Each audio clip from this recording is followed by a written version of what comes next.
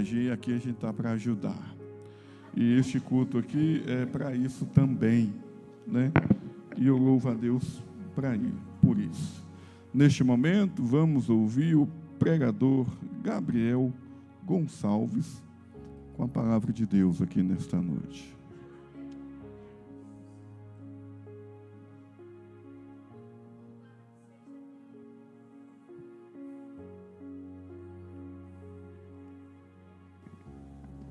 Eu acho que maravilhoso.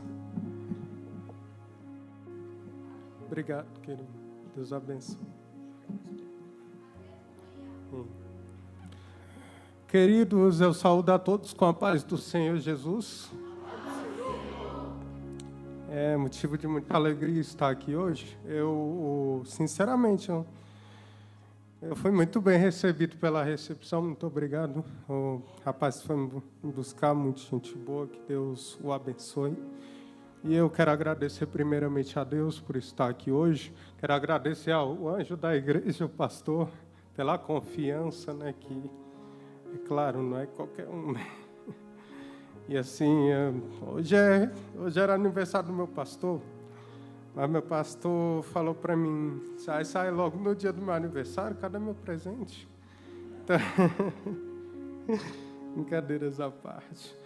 Eu queria que vocês meditassem comigo nessa noite. Eu creio que Deus tem uma palavra para vocês hoje, nesta noite. A palavra de Deus que se encontra em Gálatas, no capítulo 5, verso de número 16. Hoje nós vamos falar sobre o fruto do Espírito. Alguém já ouviu falar nesse assunto? Maravilhoso. Vamos falar sobre a obra do Espírito.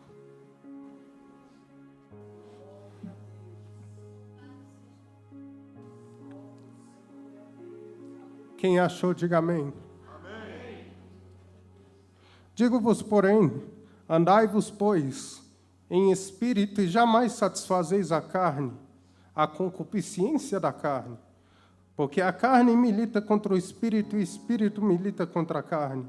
Porque são opostos entre si, para que satisfaz o que, porventura, sejais do vosso querer. Mas se vós sois guiados pelo Espírito, jamais andais sobre a lei. Ora, as obras da carne são manifestas: prostituição, impureza, lascívia, idolatria, feitiçaria, inimizades, porfias, ciúmes, iras, discórdias, distensões, facções, invejas, bebedices, glutonarias. Estas coisas semelhantes a estas, respostas das quais vos declaro, que vos já outrora vos preveni, que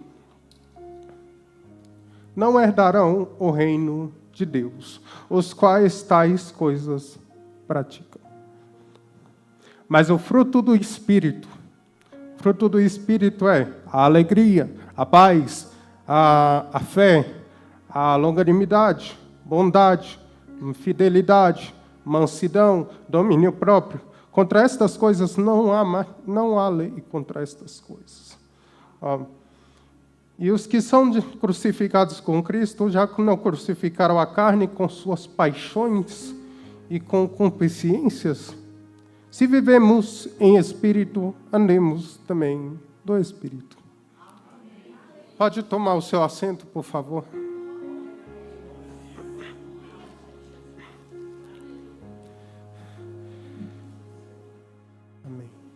Sinto Deus aqui. Queridos, essa passagem vai nos dizer algo de interessante, que Paulo escreve à igreja de Gálatas essa carta porque haviam dentre eles os judaizantes. Os judaizantes eram um grupo que tentava sequer distorcer o evangelho da graça e sequer falar sobre o evangelho da lei. Ou melhor dizendo, queria implantar a lei no meio do evangelho da graça. E, porém, Paulo olha para eles e diz da seguinte forma assim: Pois se vós, já não tendo sido crucificado com Cristo, já não tendo acabado com as concupiscências da carne, por que vós voltais para os costumes da lei? Se vós já fois crucificados com Cristo uma só vez. Ele diz, por que vós insistis em praticar a lei, ou os atos que a lei vos manda? A lei que eu estou falando é a lei mosaica, a lei de Moisés.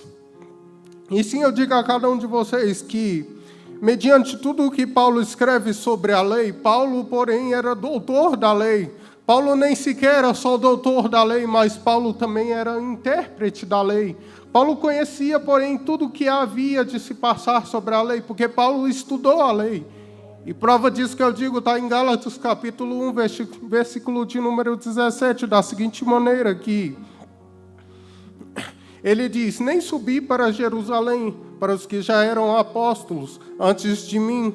Ele diz, mas antes fui habitar nas regiões da Arábia. E algo de interessante que diz no capítulo 4, versículo 25. Ora, Agar, o monte Sinai na Arábia, e corresponde a Jerusalém atual, que está em escravidão com os teus filhos. Então ele nos mostra que foi habitar no monte, primeiramente, para ter a revelação divina sobre a lei, sobre o que ele estava falando. Porque, em verdade, eu digo a cada um de vocês que a lei, ela não aponta para o homem, mas a lei, ela aponta para Cristo.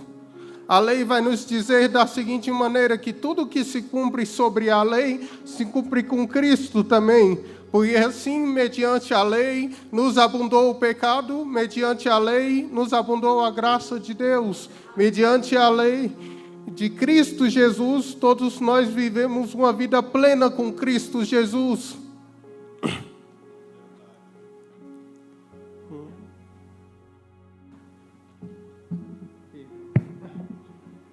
E prova do que eu estou falando é que Jesus, uma certa vez, nos diz da seguinte maneira, na carta aos Romanos, Jesus, por intermédio de Paulo, diz da seguinte forma, que não há mais condenação para aqueles que estão em Cristo, os que não andam segundo as obras da carne, mas sim andam segundo as vontades do Espírito Santo de Deus. Mas, primeiramente, para falar sobre o Espírito Santo de Deus, nós devemos conhecer quem é o Espírito Santo de Deus. Nós devemos, primeiramente, saber quem verdadeiramente nós estamos falando. O Espírito Santo de Deus, ou melhor dizendo, o Espírito da promessa que viria sobre vós no dia de Pentecostes, aquele mesmo que Jesus testifica. E assim eu digo a cada um de vocês que o Espírito não atuava desde o Novo Testamento. O Espírito Santo ele já atuava desde o Antigo Testamento como o Espírito de Deus. Por acaso vós não sabeis que vós sois templo do Espírito Santo e vós é santa essa casa que você tem, mas não pertence a você, mas pertence a Cristo, que é o Espírito Santo que habita dentro dela. Por isso mesmo ele explica sobre esta casa aqui, da seguinte maneira, como Deus fez os céus e a terra. O Espírito de Deus já habitava desde o princípio. Assim como João nos diz em 1 João da seguinte maneira, no princípio era o Verbo, e o Verbo era Deus, e o Verbo já estava com Deus, e o Verbo veio e se fez carne e habitou entre nós. Assim eu digo a cada um de vocês que, mediante tudo isso, já havia o trabalhar do Espírito. Mediante a criação de Cristo Jesus, a criação de Deus, porque assim como Deus é o Deus trino, e hoje em dia a gente vemos relatos, a gente vemos boatos. Assim como esta igreja veio para implantar uma nova doutrina na igreja de Gálatas, assim nós vemos também o boato de novas pessoas querendo implantar coisas em nosso meio, implantar coisa no nosso meio do Evangelho. Eu estava comentando com um varão no carro que é exatamente desta certa maneira. Uma pessoa, um certo indivíduo aluga um lugar e coloca uma luz piscando, coloca algo para atrair os jovens, mas o que eu digo a cada um de vocês, que nós não somos atraídos por movimento, mas nós somos atraídos pela palavra através da fé e ouvir a palavra diante de Deus. E prova de tudo isso que eu estou falando é o pecado, porque o pecado se alastrou em nosso meio. E a graça também se alastrou sobre nosso meio. Interessante é isto, que não há graça se não for vinda de Cristo Jesus, nosso Deus Pai. Assim eu digo a cada um de vocês que, no mesmo jeito, foi assim desde o princípio. A mulher deu ouvido à serpente, ou melhor dizendo, eu estava falando com um varão que diretamente a Eva já estava dialogando com a serpente. Porque assim não é diferente nos nossos dias de hoje. Mulheres dialogam com outras, ou melhor dizendo, mulheres vão para a casa de outras fazerem fofoca da vida da alheia. E por isso mesmo dá continuidade. Assim Eva já estava conversando com a serpente. E sim deu a brecha para que o pecado entrasse no mundo. De que forma? A serpente vai e pergunta para Eva da seguinte maneira: é verdade que o Criador lá de cima, ele disse que se cometes dessa árvore do bem e do mal, você verdadeiramente morrerá? E porém Eva, olhando de uma maneira, Eva diz, ele ordenou para que não comesse dessa árvore, mas porém Eva, pela desobediência, foi e caiu no laço. Isso não é diferente, porém, quando eles pecam, perceba que eles mesmos se escondem da face do Senhor. Deus sempre habitava no jardim. Isso não traz nada diferente aos crentes que vêm na igreja. Crentes que vêm na igreja para ouvir a palavra de Deus, mas, porém, se estiverem em uma nação pecaminosa, se estiverem em pecado, o crente, o que ele faz? Ele vai se esconder na primeira hora que vê. Ou melhor dizendo, ele vai para o seu quarto chorar em lágrimas e pedir perdão, porque a graça de Deus é maravilhosa. A graça de Deus, ela se renova cada dia, cada vez mais, todo dia de nossa vida. A graça é um significado de certo de favor involuntário, ou melhor dizendo, um favor que nem eu nem você poderia ter feito, ou melhor dizendo, todos os que estamos aqui no pavilhão, nem todos nós somos merecedores da graça, mas pela misericórdia de Cristo Jesus, todos nós fomos salvos, fomos libertos, fomos curados e fomos sarados. E o interessante disso tudo é que Romanos capítulo 3, versículo 23 nos diz: porém todos pecaram, mas todos estão destituídos da glória de Deus. Se fosse para Deus implantar o juízo sobre o homem, o Deus mesmo implantaria o juízo dele sobre uma nação pecaminosa. É o que a gente mais vemos nos dias de hoje.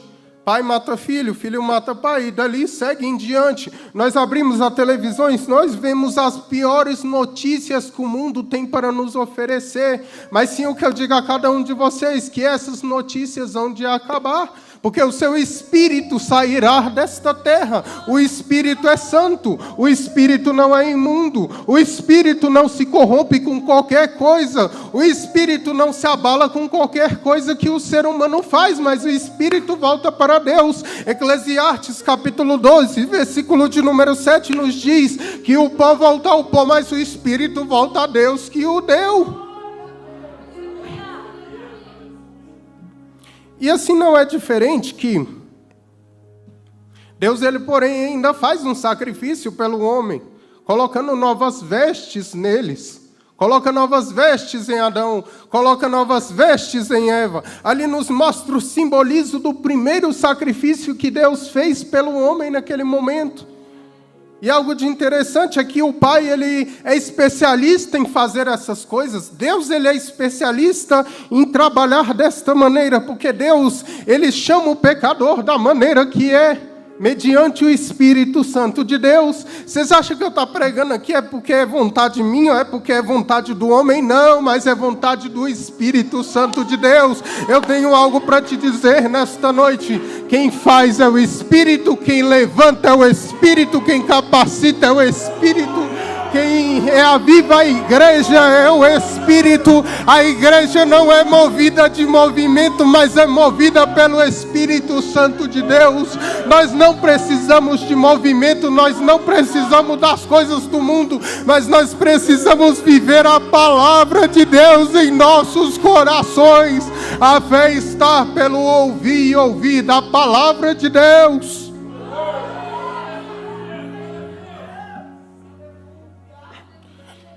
E algo de interessante é que, por mais que aconteceu, o homem caiu, o homem pecou.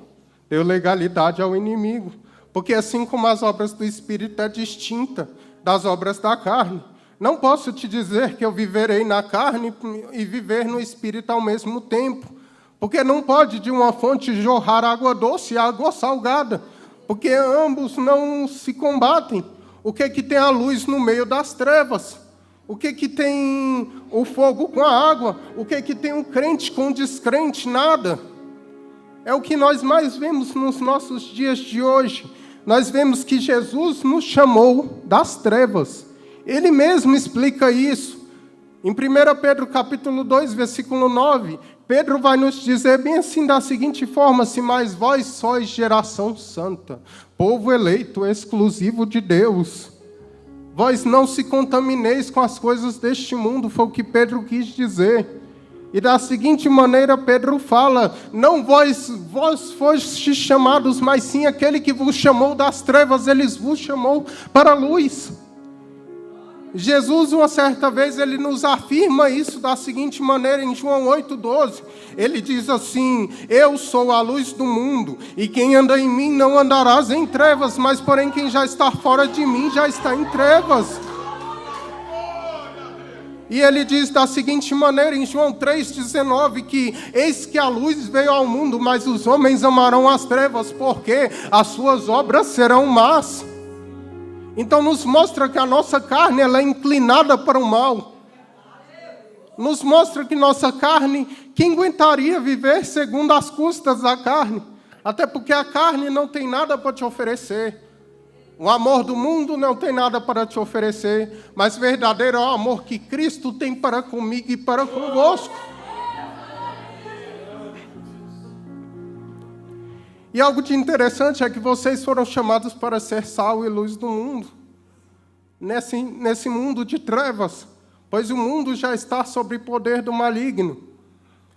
Ele mesmo nos afirma: nossa luta não é contra carne nem sangue, mas sim contra as potestades do inimigo.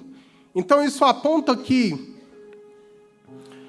a gente conseguimos vencer a carne, mas a gente conseguimos vencer o inimigo. A gente conseguimos vencer tudo que o mundo tem, mas só falta viver uma vida em espírito.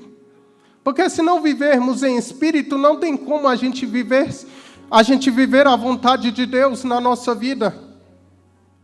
Porque o temor ao Senhor é o princípio da sabedoria, e o temor é andar em obediência. O temor não é aceitar as coisas que o mundo tem para a gente. O temor não é aceitar o que o crente do lado tem para a gente. O temor não é olhar para o lado, mas sim olhar para o alvo, que é Cristo em nossas vidas.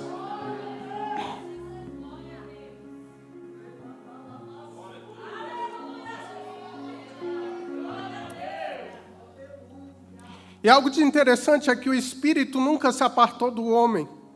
Por mais que Deus, uma certa vez, tenha brandado e se irado contra o homem, disse da seguinte maneira: o meu espírito não contenderá muito tempo com o homem.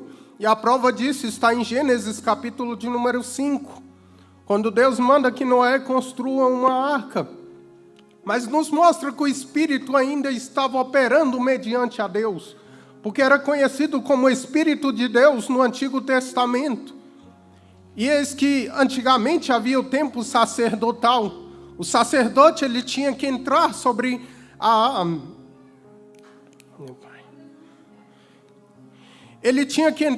o tabernáculo. E entrando sobre o tabernáculo, o sacerdote ele sacrificava não só um cordeiro para ele, mas sacrificava um cordeiro para o povo. Para entrar, ele tinha que se santificar primeiro. O quanto que a gente vê nos nossos dias de hoje, pessoas subindo em nossos altares, pessoas qualquer que sobem para pedir dinheiro, ou melhor dizendo, pessoas qualquer que nem sequer têm compromisso com o evangelho da cruz. Pessoas que sequer esqueceram verdadeiramente o que é a genuidade de Cristo, a genuidade do Evangelho, de viver o Evangelho mediante a graça, de viver o Evangelho mediante a salvação, de ao sequer saber que Deus é o Deus da provisão, que Deus pode te dar o carro do ano. Deus não precisa de pessoas vindo aqui profetizar, dizendo que tem casa, que tem carro, que tem isso. tem aquilo na sua mão, porque Deus é o Deus da provisão. Deus pode te dar no momento que você estiver, mas é claro, se estiver de acordo com a vontade dele, porque a vontade de Deus, ela é boa, perfeita e agradável e rica, a vontade de Deus.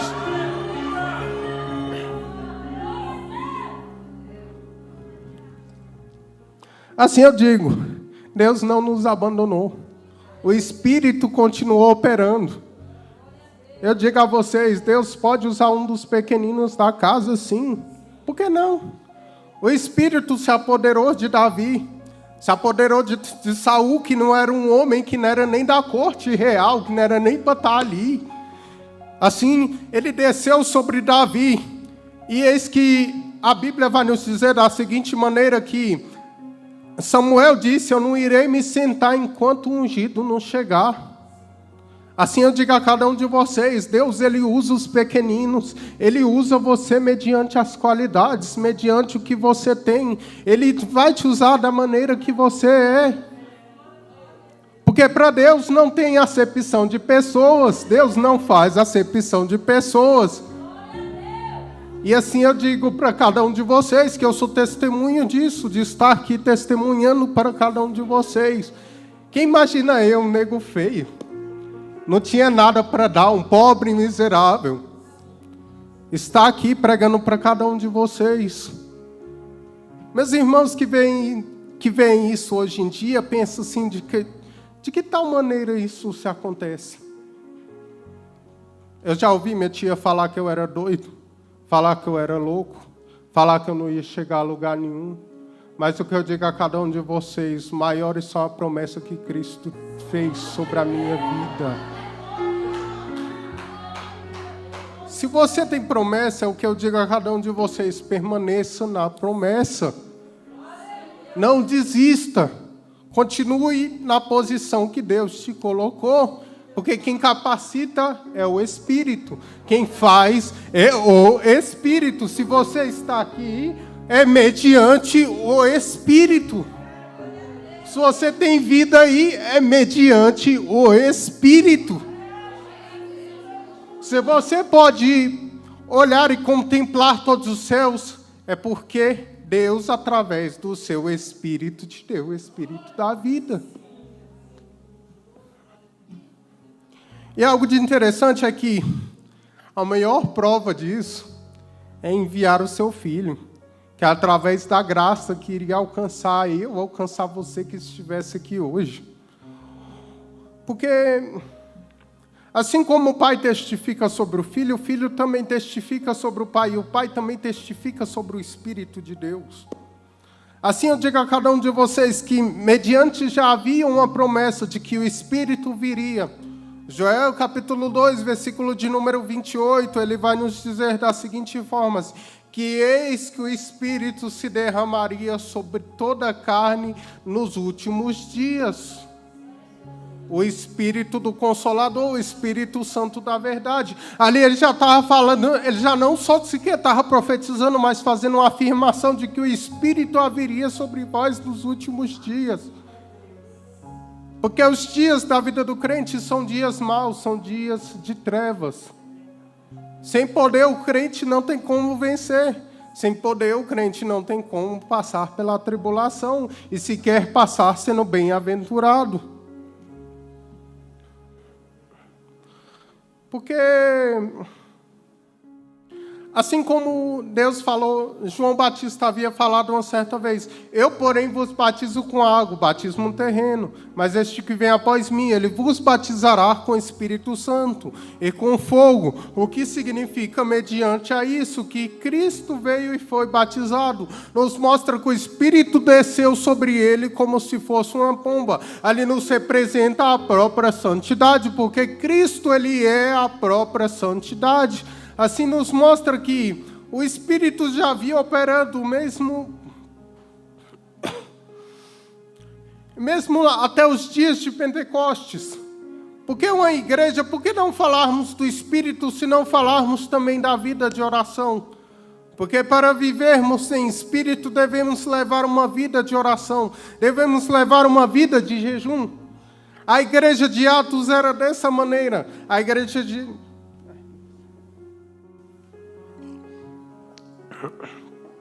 A igreja de Atos, ela era uma igreja que era constante oração. Se você olhar as virtudes da igreja de Atos, vai nos mostrar que o Espírito sempre esteve operando na igreja de Atos. E eis que todos estavam reunidos, a Bíblia nos diz que estavam todos reunidos em um só lugar. Eles não estavam só reunidos em um só lugar, mas estavam reunidos em um só propósito. O propósito que quando Cristo subiu aos céus, Cristo subiu. Ele estava em corpo físico, mas porém o seu espírito subia aos céus. E eis que eles lhe perguntaram: homens galileus, o que vós estão olhando para os céus? Esse mesmo Jesus que vocês viram subir, ele voltará também. Algo de interessante é que nos mostra que os discípulos, eles eram curiosos. Os discípulos, uma certa vez, chegam até Jesus e diz a Jesus da seguinte maneira: é agora, Senhor, que o Senhor há de manifestar o seu reino. E ele fala da seguinte maneira: não cabe a vocês saber quando eu irei manifestar o meu reino, mas ficai-vos em Jerusalém, até que do alto sejai-vos revestidos de poder. E algo de interessante que eles estavam, a Bíblia nos diz que estavam todos reunidos em um só lugar, orando em um só propósito. Enquanto Cristo orava nos céus, a igreja orava também na terra, confirmando o propósito de Cristo para com a igreja, do Espírito descer sobre a igreja.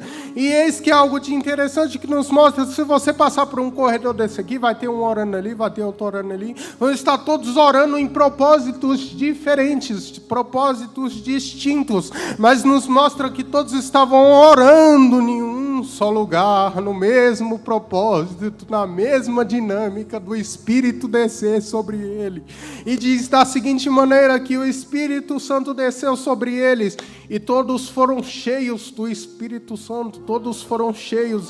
E eis que não, percebam que não veio um vento, mas veio um barulho como de um vento veemente, impetuoso, que ninguém poderia impedir. E porém todos... E ele diz que todos foram cheios. Perceba que os escribas e fariseus foram se levantar contra a igreja. Assim nos mostra que de tudo eles tentam trazer para o meio da igreja.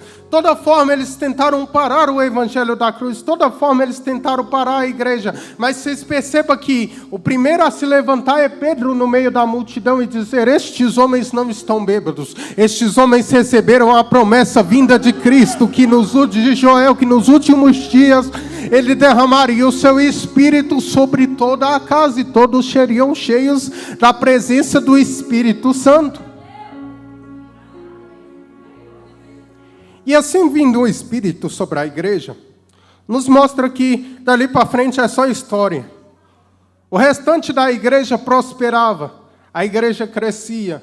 A igreja primitiva nos mostra isso, era uma igreja cheia de oração, era uma igreja cheia do Espírito Santo, era uma igreja que não faltava com o primeiro amor. E algo de interessante que as obras da carne nos mostra totalmente ao contrário das obras do Espírito, porque o Espírito já havia operado, o Espírito está sobre vós. Porque uma vez, assim como Colossenses 3 nos diz, uma vez vós tido crucificados a carne com suas concupiscências, olhais para as coisas lá do alto, as coisas que lhe convêm. E assim, nos mostra que o Espírito, a promessa foi feita, a promessa foi cumprida. Cristo nos mostra totalmente a expansão da igreja, nos mostra que ele não só veio sequer como servo, mas mostra que Cristo veio como sacerdote, nos mostra que Cristo veio como rei, e assim ele virá para reinar para todo sempre. E ele mesmo nos diz em Apocalipse 3, capítulo 10, quem tem ouvidos, ouça o que o Espírito diz às igrejas. Então pode-se mostrar que Deus está no negócio de tudo, Deus está no controle de tudo.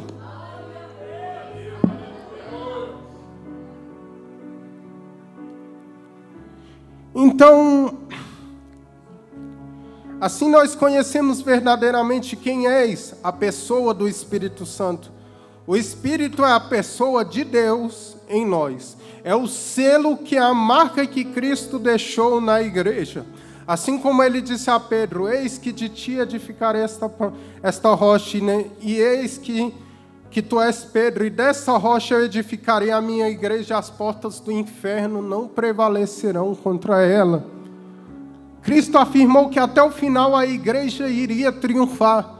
Cristo afirmou até o final que a igreja não poderia ter um fim. Até mesmo quando chegarmos no céu, nós estaremos cultuando a Deus da mesma maneira. Porque assim como o Pai, o Filho e o Espírito habitaram desde o Antigo Testamento, a Bíblia vai nos dizer que Isaías teve a oportunidade de ir até os céus. E eis que ele viu os anjos cantando com 3 asas: Santo, Santo, Santo, eis o Cordeiro que morreu por uma nação.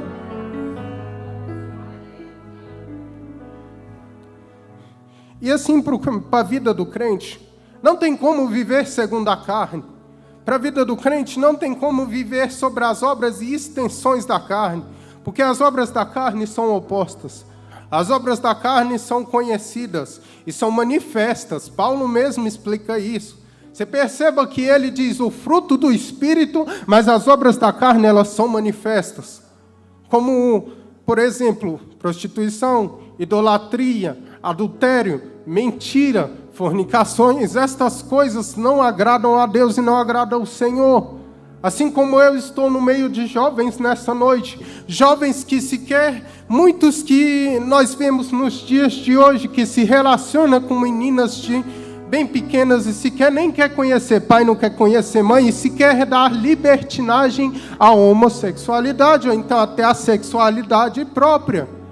E sequer dão legalidade à sexualidade, sem nem sequer conhecer quem é pai, quem é mãe, quem é pastor, e nem sequer, até porque pensam na jovem como se fosse um instrumento, como se não fosse nada na vida deles. Mas eu te digo, você não está casando com qualquer mulher, você está casando com a mulher de Deus, uma irmã que é compromissada na obra. Assim é a mesma coisa para a jovem que pretende ter um marido perfeito, ela está enganada, porque nem mesmo acharam perfeição em Cristo Jesus.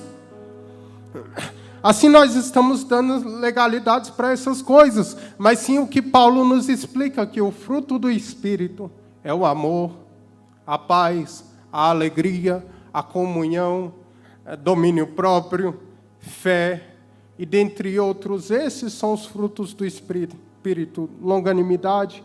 E o que é esse amor que eu estou falando? Pode porventura ser o amor de amar um próximo? Ou se quer de dar a vida pela vida do outro? É o amor que Cristo teve por nós, é o amor fraternal que Cristo teve por nós.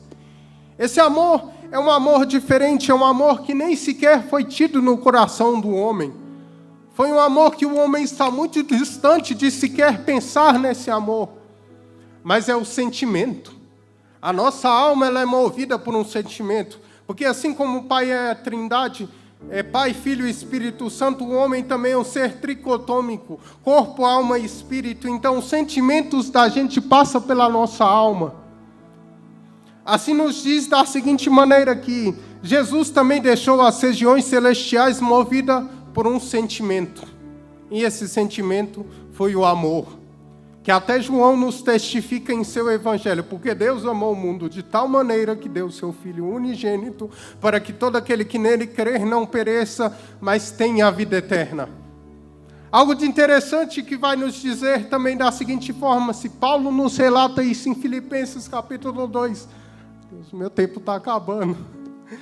Filipenses capítulo de número 2, Paulo vai nos dizer da seguinte forma, de sorte que haja em vós o mesmo sentimento que houve em Cristo Jesus, pois ele mesmo sendo Deus, ele não julgou por usurpação ser igual a Deus, antes a si mesmo se humilhou, assumindo-se a forma de servo, tido em figura humana, e se fez carne e coabitou entre nós. Aqui começa o princípio da minha história, o princípio da sua história, o princípio da história da igreja. Porque foi algo que nem os homens não conseguiram explicar, foi algo que nem a ciência não deu conta de explicar, mas foi um ato divino vindo do próprio Deus para convosco.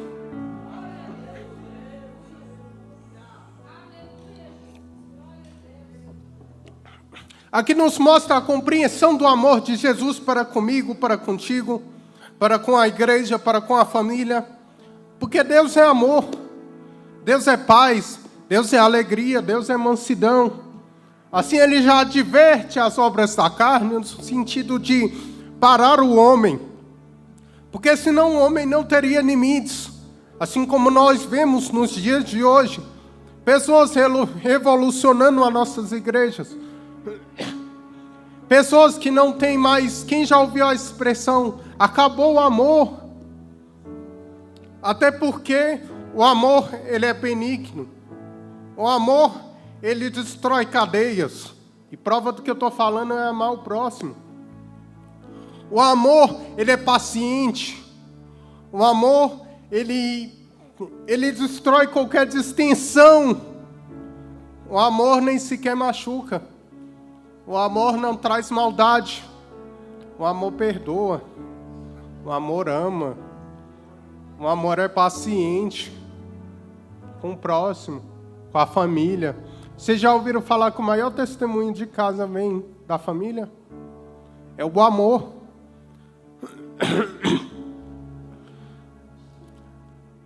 A Bíblia vai nos dizer, Dr. Sócrates nos diz algo bem interessante, que a gente só ama aquilo que a gente não tem. Depois que eu tenho um celular, passou 2 meses, eu não amo mais. Depois que eu tenho um carro, passou 3 meses, eu não amo mais o carro. O mesmo jeito é o marido para com sua esposa. Casais que decidem ou sequer querem se separar. Porque ele casou com a esposa pensando que comprou um bolo, mas ele comprou outra coisa. Ele não comprou um bolo. Ele não comprou uma cozinheira para a vida dele. Mas sim, o que eu digo a cada um de vocês, que esses casais que querem se separar, é porque não ama mais. Acabou o amor entre o ser humano, entre o outro, entre o próximo. Nós que somos autistas, muitos de nós somos excluídos pela sociedade. Isso mesmo já aconteceu. De pessoas não me darem nenhuma moeda por mim, não olharem para mim com aquele olhar virado. Mas tudo bem, assim também foi. Não foi diferente na vida de muitas pessoas na Bíblia. Pastor, é só mais 2 minutos, só os 2. Bom, a mulher do fluxo de sangue nos mostra algo interessante nela, que era a fé. Ela era uma mulher excluída pela sociedade. Ninguém para dar a mão, ninguém para sequer levantar e dizer, eu estou contigo. Já que é a cura, então vamos embora atrás da cura. Assim eu digo a cada um de vocês, você que é autista, você que está aqui me ouvindo, esse trabalho é maravilhoso. Para você que sequer sonha em ser um pregador, não desista. O foco é não desistir. Qual foi a ordenança de Cristo para a igreja? E de por todo mundo e pregar o evangelho a toda criatura. Quem crer e for batizado será salvo. Quem não crer será condenado. Então, assim como Cristo deixou essa ordenança para a igreja, que for no lugar onde for, pregues a palavra do Senhor. Prega para a família, prega na escola, prega em casa, prega para o irmão. Minha irmã já, de 10 aninhos, já quer aprender um pouco da palavra de Deus. Ela diz, quem dera não seria pregador. No meu ministério tem um projeto de jovens que eu já adotei, onde jovens necessitam ser pregadores da palavra de Deus. E eis que esses jovens eu já estou ajudando, que estão pregando até mais do que eu, se brincar. Assim eu digo a cada um de vocês, não que pregues, mas pregues a palavra. Viva, como a Bíblia. Porque assim ele diz, tenho-vos dito essas coisas para que vós tenhais paz, pois no mundo tereis aflições, mas tende bom ânimo, porque eu venci o mundo. Assim eu deixo essa mensagem com cada um de vocês. Devemos produzir frutos dignos de arrependimento para o Senhor, porque Cristo está voltando, e Cristo virá para buscar uma igreja verdadeira, a igreja que se impõe em seus princípios. Que Deus em Cristo vos abençoe.